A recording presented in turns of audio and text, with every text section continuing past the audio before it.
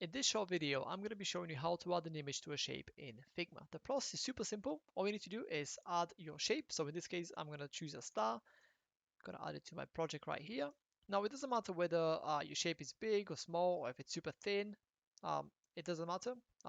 You know that depending on the shape, obviously the image will be within the shape. So if you make a shape that is super small like this, you will barely be able to see the image. So for simplicity's sake, I'm going to choose a normal star. Now, once you've got your shape, click on it and then head over to the right hand side here and under fill, click on the little square right there.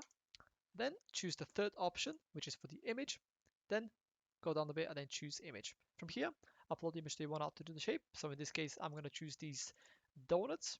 And as you can see, the image is now added to the shape. Now, if you don't like the exact image that is shown here, you can change that. All you have to do is head over back to the little square. Now, in this case, it's the donuts. Then instead of fill, choose crop.